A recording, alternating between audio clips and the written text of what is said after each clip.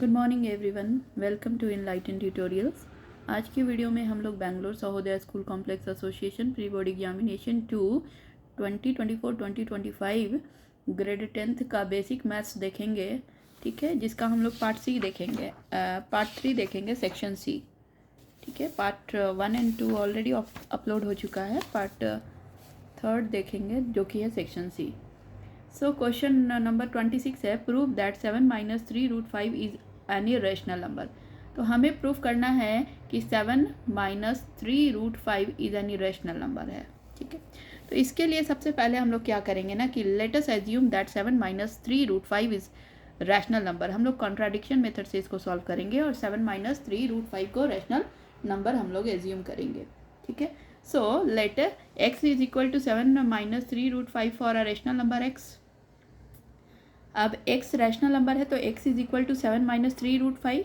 तो अब हम लोग 3√5 को RHS में लेकर आएंगे तो 3√5 यहाँ पॉजिटिव हो जाएगा साइन, यहाँ नेगेटिव था तो, और x जाएगा LHS में लेकर आएंगे 3√5 को तो -3√5 यहाँ पे पॉजिटिव हो जाएगा और x यहाँ जाकर -x हो जाएगा। Now √5 is equal to 7 - x/3 हो जाएगा। अब आप यहाँ पे देख सकते हैं कि both the sides of x is equal to 7 - 3√5 is a rational number, क्योंकि हमने कॉन्ट्राडिक्शन मेथड से माना है। ठीक है, then √5 is equal to 7 - x/3 should also be a rational number, but you can see in RHS is a rational number, that is 7 - x/3 is a rational number, while LHS is irrational, that is √5 is irrational. Hence our assumption that 7 - 3√5 is a rational number was wrong. Therefore 7 - 3√5 is an irrational number. ठीक है, तो हमारा question number 26 हमने यहाँ पे solve किया है। Next question number 27 देखेंगे कि a rectangular field of 16 metre long and 10 metre wide. ठीक है, रेक्टेंगुलर फील्ड है जो कि 16 मीटर लॉन्ग है, 10 मीटर वाइड है। There is a path of uniform width all around it having an area of 120 metre square, find the width of the path. तो बोल रहा है कि एक पाथ बना है फील्ड के अराउंड, ठीक है, जिसका यूनिफॉर्म विथ है। विथ मतलब उसका विड्थ दिया नहीं है लेकिन एरिया दिया है उस पाथ का, जो कि एक फील्ड के अराउंड है। ठीक है, चारों तरफ से फील्ड के अराउंड एक पाथ है। आप फिगर यहाँ पे देखो, सपोज यहाँ पर एक ये वाला फील्ड है, उसके अराउंड यहाँ पे लाइक वॉकिंग एरिया है। ठीक है, पाथ बना हुआ है चलने के लिए। तो उस पाथ का विड्थ नहीं दिया है लेकिन एरिया ऑफ द पाथ दिया है। तो हमें फाइंड आउट करना है कि find the width of the path. ठीक है, तो let the width of the path भी x मीटर। मैंने माना कि x मीटर का विड्थ है पाथ का। ठीक है, so length of the field including the path will B 16 + 2x। देखो यहाँ पे 16 है, यहाँ पे x है और यहाँ पे x है, तो टोटल लेंथ 16 + 2x हो जाएगा। और breadth of the field will be, यहाँ पे देखो 10 मीटर का ब्रेथ है तो ये x प्लस ये x, दैट इज 10 + 2x हो जाएगा ब्रेथ। तो एरिया ऑफ द पाथ क्या हो जाएगा, area of the field including the path minus area of the field excluding the path. तो ये जो पाथ का एरिया है वो क्या हो जाएगा, area of the field including the path. तो पूरे फील्ड का एरिया पाथ को लेकर निकालेंगे minus area of the field excluding the path. इसको छोड़कर बस इसका एरिया निकालेंगे। तो दोनों का जब एरिया निकालेंगे ना तो हमें एरिया ऑफ द पाथ मिल जाएगा। ठीक है, और area of the path already 120 metre square दे रखा है। ठीक है, तो देखो area of the path is equal to area of the field including the path minus area of the field excluding the path. देखो 120 मीटर स्क्वायर दिया है एरिया ऑफ द पाथ, और area of the field including the path क्या हो जाएगा, 16 + 2x into 10 + 2x minus 16 into 10 area of the path inside the area of the field. ठीक है, तो जब हम इसको सॉल्व करेंगे ना तो देखो यहाँ पर कुछ ऐसा आएगा, 16 into 10 160 plus 16 into 2x that is 32x plus 10 into 2x that is 20x plus 2 into 2x into 2x that is 4x square minus 160। यहाँ पे देखो प्लस 160 माइनस 160 कट हो जाएगा, तो फिर हमें क्या मिलेगा, 32x plus 20x that is 52x plus 4x square, और यहाँ 120 हमारा मीटर स्क्वायर एरिया है ही। अब आप इसको क्या करोगे ना कि सबको RHS में लेकर जाओगे। तो 4x² plus 52x minus 120 equals to 0। आप इसमें से 4 को कॉमन निकाल सकते हैं। जब आप 4 को कॉमन निकालोगे तो बचेगा x² प्लस 13x माइनस 30, ठीक है। 4 into x 4x², 4 into 13 that is 52x and 4 into 30 that is 120। अब ये जो 4 है उसका क्या करेंगे, तो जब वो RHS में जाएगा ना तो उसका वैल्यू 0 हो जाएगा, ठीक है। अब देखो x² प्लस 13x माइनस 30 को हम लोग फैक्टराइज करेंगे मिडिल टर्म स्प्लिट करके, तो हमें मिलेगा क्या मिलेगा हमें कि x² plus 15x minus 2x minus 30। Middle term split करना आप लोगों को आता ही होगा, मैं बता देती हूँ। देखो 30 इंटू x² को मल्टीप्लाई करेंगे तो 30x² आएगा। अब 13x को हम लोगों को कैसे अरेंज करना है कि 13x का फैक्टर निकालेंगे, सॉरी 30 का फैक्टर निकालेंगे तो दोनों को मल्टीप्लाई करने पर 30x आना चाहिए और सब्सट्रैक्ट या ऐड करने पर 13x आना चाहिए। तो x² प्लस 13x को हम लोग प्लस 15x माइनस 2x लिख सकते हैं, क्योंकि 15 इंटू 2 30 हो जाएगा और 15 माइनस 2x 13x हो जाएगा। तो x² plus 15x minus 2x minus 30 equals to 0। x common निकालेंगे तो हमें मिलेगा x प्लस 15, माइनस 2 कॉमन निकालेंगे तो अगेन x प्लस 15 मिलेगा। अब x माइनस 2 और x plus 15 equals to 0। x is equal to 2 मिलेगा, x is equal to also equals to minus 15 है, but breadth cannot be negative, so the width of the path will be 2 metre. Okay, so this was our question number question था ये हमारा, this was our question number 27। Now 27 का और part देखेंगे, B part, ठीक है। इसमें बोल रहा है कि find the value of p for which the quadratic equation, ये क्वाड्रेटिक इक्वेशन है, for which the quadratic equation 2p plus 1 into x² minus 7p plus 2x plus 7p minus 3 equals to 0 has equal real roots. तो देखिए यहाँ पर for a quadratic equation to have equal roots its discriminant must be equal to 0। आपको पता होगा कि equal roots के लिए d का हमेशा इक्वल टू 0 होना जरूरी है। d इज द डिस्क्रिमिनेंट और d का फॉर्मूला क्या होता है, b² माइनस 4ac, ठीक है। तो d इज इक्वल टू 0 होना है और d का फॉर्मूला b² माइनस 4ac होगा। अब देखो इस क्वेश्चन में हमें a b c पता है। देखो 2p प्लस 1 हमारा a है, ठीक है, 2p प्लस 1 a है, 7p प्लस 2b है और 7p माइनस 3 हमारा c है, ठीक है। a b c आपको पता है। अब देखिए a is equal to 2p plus 1, b is equal to minus 7p plus 2, ठीक है, and c is equal to 7p minus 3। तो डिस्क्रिमिनेंट क्या होता है, minus b² minus 4ac। b हमारा दिया है माइनस 7p प्लस 2 का होल स्क्वायर करेंगे, माइनस 4 इंटू a इंटू सी। ए हमारा 2p प्लस 1 है और c हमारा 7p माइनस 3 है, इक्वल्स टू 0 है, ठीक है, क्योंकि डिस्क्रिमिनेंट 0 हो जाएगा। जब आप इसको सॉल्व करोगे ना तो देखो a प्लस b का होल स्क्वायर हो जाएगा, ये माइनस माइनस प्लस हो जाएगा, ठीक है, और ये 7p प्लस 2 का होल स्क्वायर हो जाएगा। तो 7p² का करेंगे तो 49p² plus 4 plus 2 into 7p into 2, ठीक है, माइनस 4। अब इसको मल्टीप्लाई करेंगे तो क्या आएगा, देखो 2p into 7p that is 14p², 2p minus 3 is equal to minus 6p plus 7p into 1 that is 7p और माइनस 3 इक्वल्स टू 0। अब देखो 49p² plus 4 plus 28p minus 56, 4 से मल्टीप्लाई करेंगे तो प्लस, ठीक है, देखो यहाँ पे माइनस 6p प्लस 7p क्या हो जाएगा, p हो जाएगा, और p into minus 4 that is minus 4p। अब यहाँ पे माइनस माइनस प्लस और 4 इंटू 3 12, ठीक है। Now d is equal to, जब आप इस इक्वेशन को सॉल्व करोगे तो आपको मिलेगा minus 7p² plus 24p plus 16 equals to 0। अब यहाँ पे अगेन हमें एक ऐसा इक्वेशन मिला है। अब आप इसको फिर से मिडिल टर्म स्प्लिट करोगे ना तो आपको क्या मिल जाएगा, देखो यहाँ पे minus 7p² plus 24p plus 16 equals to 0 है। तो माइनस जब कॉमन ले लेंगे तो मिलेगा हमें 7p² minus 24p minus 16 is equal to 0। अब देखो 7p² माइनस 24p को जब स्प्लिट करेंगे तो बनेगा minus 28p plus 4p minus 16 equals to 0। अब 7p को कॉमन निकालेंगे तो बचेगा p minus 4 plus 4 p minus 4 equals to 0। अब p माइनस 4 कॉमन निकाल देंगे तो बचेगा 7p प्लस 4 इक्वल्स टू 0। तो p का वैल्यू इक्वल्स टू 4 हो जाएगा या फिर -4/7। ठीक है, तो इन्होंने हमसे पूछा था p का वैल्यू, तो हमने इसको सॉल्व किया है। Find the value of p। See here, उन्होंने पूछा है क्या, find the value of p। सो हमने p का वैल्यू निकाल दिया है। हमारे p के वैल्यू मिले हैं 4 और -4/7। ठीक है, नाउ क्वेश्चन नंबर 28 देखेंगे।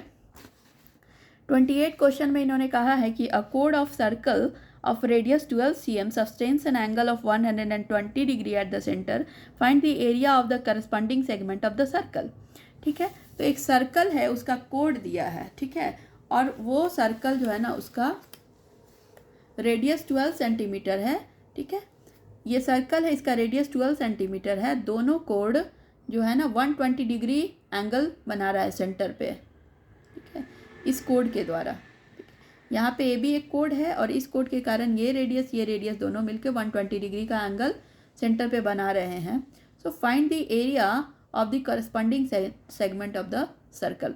तो हमें क्या फाइंड आउट करना है कि सेगमेंट का एरिया फाइंड आउट करना है। मतलब ये जो रीजन आपको शेडेड रीजन दे रहा है ना, इसका एरिया हमें फाइंड आउट करना है।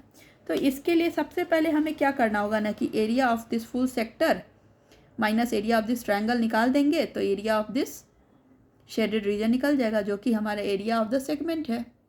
यही हमें निकालना है। तो एरिया ऑफ सेक्टर पहले देखो, area of sector OAYB is equal to क्या होता है, फार्मूला होता है θ/360 डिग्री इंटू πr²। ठीक है, ये फार्मूला आप याद रखिएगा, हर एक एग्जाम में ये पूछा जा रहा है, डेफिनेटली ये बोर्ड में आएगा। ठीक है, इस तरह का क्वेश्चन डेफिनेटली आपको देखने के लिए मिलेगा। तो इस फार्मूला को याद रखना, area of sector OAYB equals to θ/360 degree into πr²। ठीक है, अब देखो एरिया ऑफ ट्रायंगल OAB निकालेंगे तो area of triangle OAB is equal to half into base into height, हमें पता है। अब देखो सबसे पहले हम लोग एरिया ऑफ सेक्टर OAYB देखते हैं। OAYB का सेक्टर का एरिया निकालते हैं। तो sector of OAYB is equal to 120 degree by 360 degree into πr², that is 1/3 into 3.14 into 12 square, that is 150.72 centimetre square. ठीक है, तो एरिया ऑफ दिस सेक्टर हमने निकाल दिया है। अब देखो एरिया ऑफ दिस ट्रायंगल निकालेंगे। तो ट्रायंगल में हमें बेस पता नहीं है, हाइट पता नहीं है। अगर बेस और हाइट हमें मालूम नहीं है तो हमें बेस और हाइट निकालना है। तो उसके लिए हम लोग क्या करेंगे ना कि ट्रायंगल AOM और ट्रायंगल BOM दोनों ट्रायंगल को देखेंगे, ये दोनों ट्रायंगल को कॉन्ग्रुएंट प्रूफ करेंगे। तो देखो कैसे, AO is equal to BO, are radius of the circle, OM is equal to OM common, and triangle OMA equals to triangle BMO। Triangle OMA is equal to OMB is equal to 90 degree. ठीक है, क्यों 90 degree है, because perpendicular OM is drawn. ठीक है, हमने OM perpendicular to AB draw किया है। ठीक है, ये हमने कंस्ट्रक्शन में किया है। तो triangle AOM is congruent to triangle BOM by RHS। RHS मतलब राइट एंगल, हाइपोटेनस और वन साइड इक्वल है। अब देखो जब ये दोनों ट्रायंगल कॉन्ग्रुएंट हो जाएंगे तो ट्रायंगल तो दोनों all the corresponding angles are equal. So triangle angle AOM will equal to angle BOM। ठीक है, एंगल AOM BOM के बराबर है और दोनों एंगल 120 डिग्री है तो हाफ हाफ हो जाएगा। तो angle AOM is equal to angle BOM is equal to 60 degree. ठीक है, अब देखो यहाँ पे हमें ये 60 डिग्री मिल गया है एंगल AOM। तो अब हम ट्रायंगल AOM को लेंगे। In triangle AOM what we have see here, AM by, देखो AOM जो ट्रायंगल है ना उसमें देखो ये एंगल है, तो इस एंगल के अपोजिट ये परपेंडिकुलर हो जाएगा।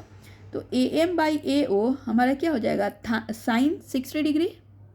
Sign theta is equal to P/H होता है ना, और थीटा का वैल्यू 60 डिग्री हमने निकाला है, और AM by AO is equal to sine 60 degree हो जाएगा। अब देखो AM by AO is equal to sine 60 degree हो जाएगा। तो वैसे ही हम लोग cos 60 डिग्री भी निकाल देंगे। cos 60 डिग्री क्या होता है, OM by AO base by height. Sine theta is equal to perpendicular by height and base sine cos theta is equal to base by height. So O M by A O हो जाएगा cos theta. अब देखो A M by A O is equal to sine 60, O M by A O is equal to cos 60. तो A M by A ओ का value 12 है. ठीक है, क्योंकि दोनों देखो रेडियस जो है ना वो परपेंडिकुलर, ये जो कोड पे जो सेंटर से जो लाइन लाते हैं ना परपेंडिकुलर, वो हमेशा कोड को बाइसेक्ट करता है. तो A M is equal to M B हो जाएगा. सॉरी यहाँ पर हमने हाइपोटेनस देखना है, तो ए ओ हमारा हाइपोटेनस, रेडियस देखना है. ए ओ हमारा रेडियस है. ठीक है, तो रेडियस हमारा ऑलरेडी 12 cm है. ठीक है, सॉरी गलती हो गई. ठीक है, A M by A O is equal to 60 degree है. A M is by 12 is equal to √3/2 हो जाएगा.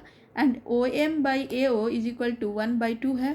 ठीक है, तो A M is equal to 6√3 हो जाएगा. ये 12 ऊपर जाएगा, 2 6 12 6√3. और O M is equal to 6 cm हो जाएगा. ठीक है, नाउ अब देखो ए बी हमारा 2 इंटू ए एम हो जाएगा, बेस है. ठीक है, हमने ए एम निकाला है और A M is equal to M B है. A M is equal to M B है. कैसे?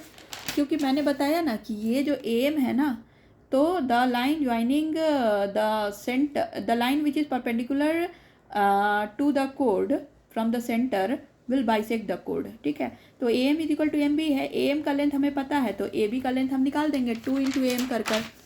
तो वही यहाँ पे किया है कि ए एम का लेंथ, यहाँ पे देखिए ए एम का 6√3 है.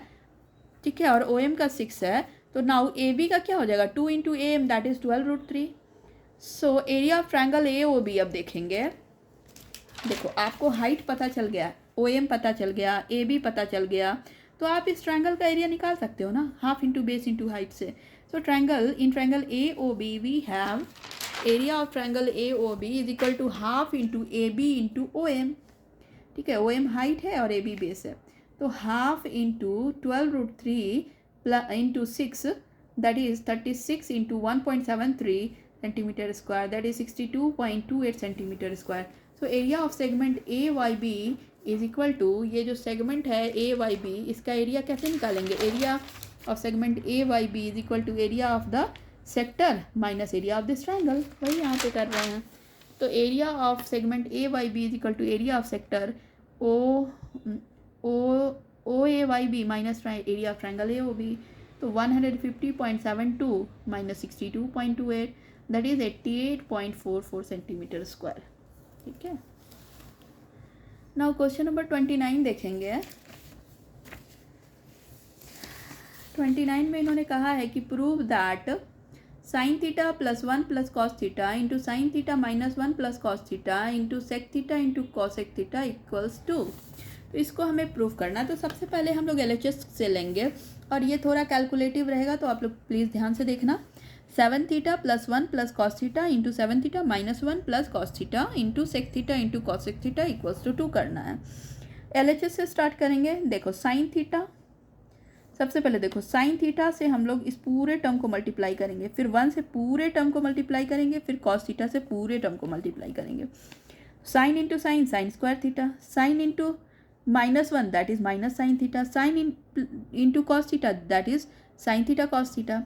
ठीक है, अब प्लस 1 से करेंगे. Plus 1 into sine theta that is sine theta, plus 1 into minus 1 that is minus 1, plus 1 into cos theta that is cos theta. फिर कॉस थीटा से करेंगे. Cos theta into sine theta that is sine theta cos theta, cos theta into minus 1 that is minus cos theta, cos theta into cos theta फिर से cos square theta. ठीक है, और into 1 by cos theta into 1 by sine theta. तो ये cos theta by sine theta denominator में आ जाएगा.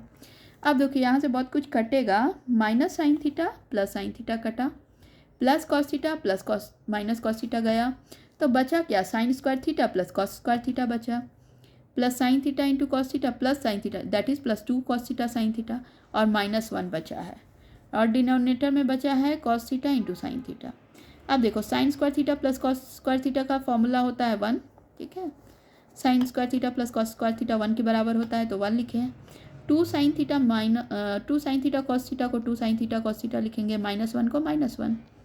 अब देखो प्लस 1 माइनस 1 यहाँ से गया, और यहाँ साइन थीटा से साइन थीटा गया, कॉस थीटा से कॉस थीटा गया, तो हमारा वैल्यू 2 आ गया।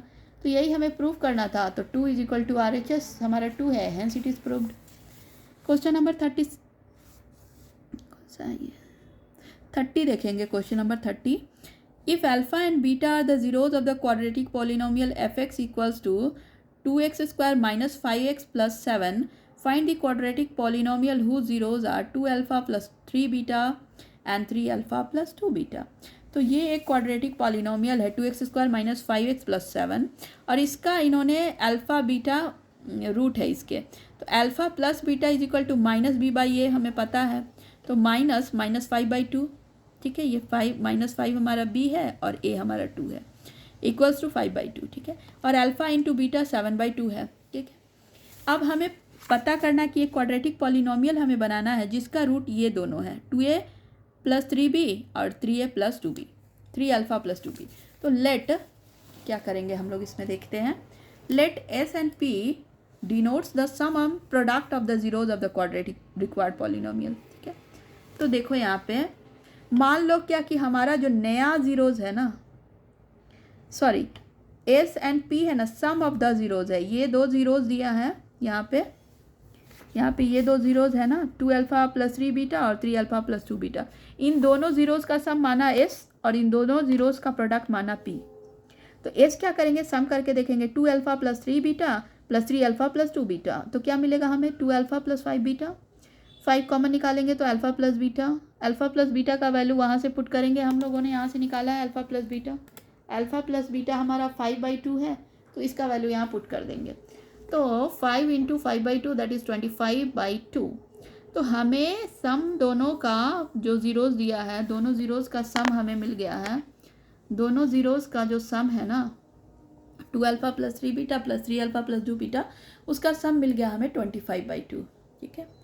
अब हम लोग प्रोडक्ट निकालेंगे। तो प्रोडक्ट में हम लोग क्या करेंगे ना कि दोनों ज़ीरोज़ को मल्टीप्लाई करेंगे।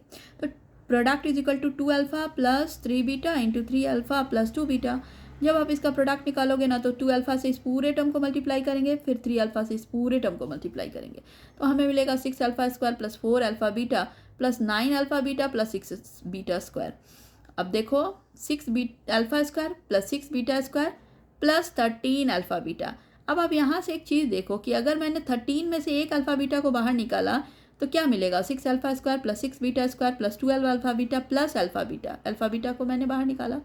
अब यहाँ से देखो आप 6 कॉमन ले लो इस पूरे टर्म से, 1 2 3 3 वाले 3 जो टर्म है ना, से 6 बाहर निकालेंगे तो 6 बाहर निकलेगा, तो हमें मिलेगा alpha square plus beta square plus 2 alpha beta और प्लस अल्फ़ा बीटा तो यहाँ है ही।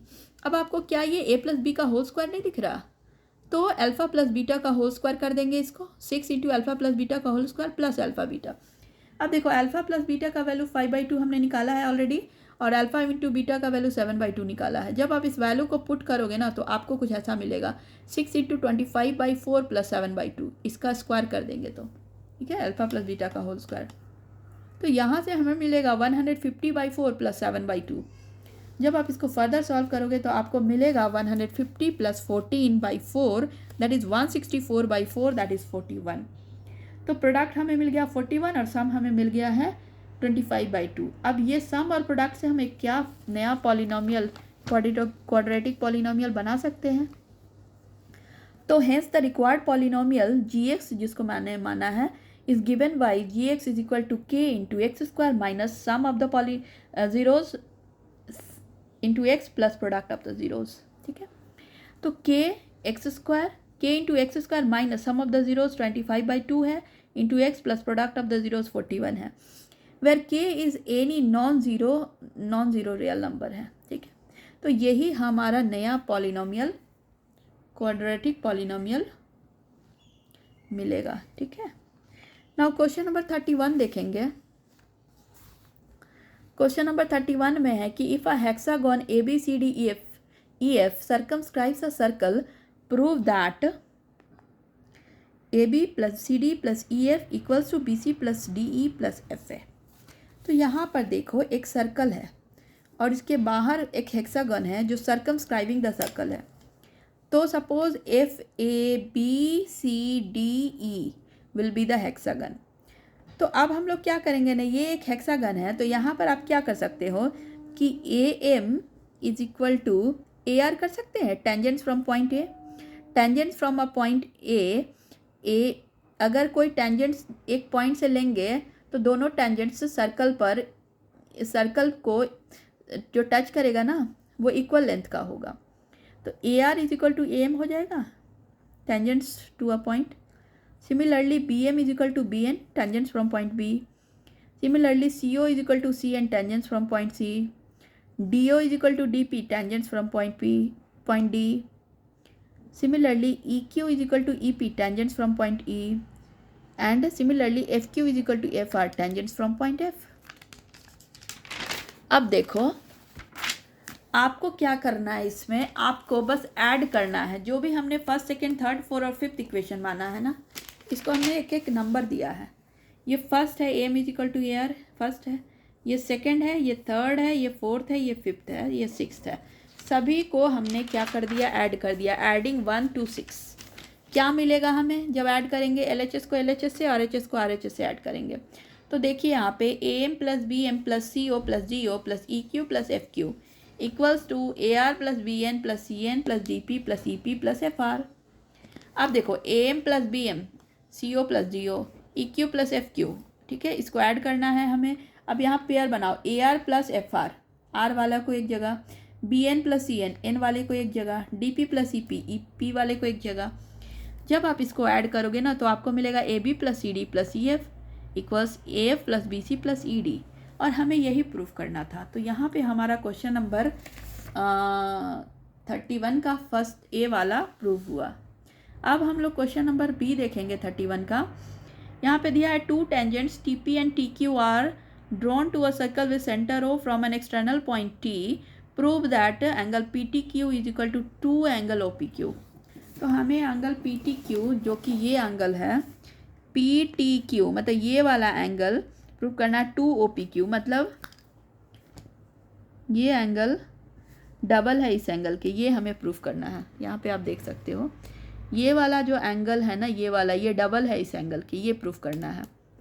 तो इसके लिए सबसे पहले देखो T P is equal to T Q, tangents from a point T. अगर ये दोनों इक्वल है तो इनके करस्पॉन्डिंग एंगल्स भी, अपोजिट एंगल्स भी एक दूसरे के बराबर होंगे. So angle T P Q is equal to angle T Q P, angle opposite to equal sides are equal. ठीक है, यहाँ तक कोई दिक्कत नहीं. चलो अब देखेंगे O P is perpendicular to T P. ठीक है, क्यों? क्योंकि tangents at any point of a circle is perpendicular to the radius at that point of contact. ठीक है, तो रेडियस जो है ना टेंजेंट पे 90 डिग्री का एंगल बनाता है at the point of contact. So O P is perpendicular to T P. अब यहाँ पे आप देखो angle O P is perpendicular to T P है, so angle O P T is equal to 90 degree हो जाएगा. ठीक है, ये 90 डिग्री हो जाएगा. So angle O P Q plus angle Q T P Q 90 degree के बराबर हो जाएगा. ये दोनों एंगल का सम 90 डिग्री हो जाएगा. अब देखो एंगल टी पी क्यू को आप क्या लिख सकते हो, 90 degree minus angle O P Q, ये हमारा थर्ड इक्वेशन है. ठीक है, so angle T P Q की जगह पे हम लोग 90 degree minus O P Q लिख सकते हैं. अब देखो in triangle T P Q we have angle T P Q plus angle T Q P plus angle P T Q is equal to 180 degree, angle sum property. अब देखो angle T P Q की जगह पे मैं 90 degree minus angle O P Q लिख सकती हूँ जो हमने पहले लिखा है. ठीक है, plus T Q P plus P T Q is equal to 180 degree. अब देखो यहाँ पर एंगल टी क्यू पी की जगह पे मैं O P 90 degree minus angle O P Q लिख सकती हूँ, क्योंकि एंगल ये दोनों एंगल इक्वल है. Since these two angles are equal, so can we write in place of angle T Q P as angle 90 degree minus angle O P Q. ठीक है, same thing यहाँ भी लिख सकते हैं. जब ये दोनों लिखेंगे ना तो यहाँ पर plus P T Q is equal to 180 degree. तो देखो यहाँ पर 2 into 90 degree minus angle O P Q plus angle P T Q is equal to 180 degree. अब देखो यहाँ पे इसको मल्टीप्लाई करो, 2 into 90 180 minus 2 into angle O P Q plus angle P T Q is equal to 180 degree. 180 से 180 degree गया, angle P T Q और 2 angle O P Q को राइट साइड में लेकर आएंगे तो +2 ओ पी क्यू हो जाएगा। So angle P T Q is equal to angle O P Q, hence proved. यही हमें प्रूव करना था इस क्वेश्चन में, ठीक है।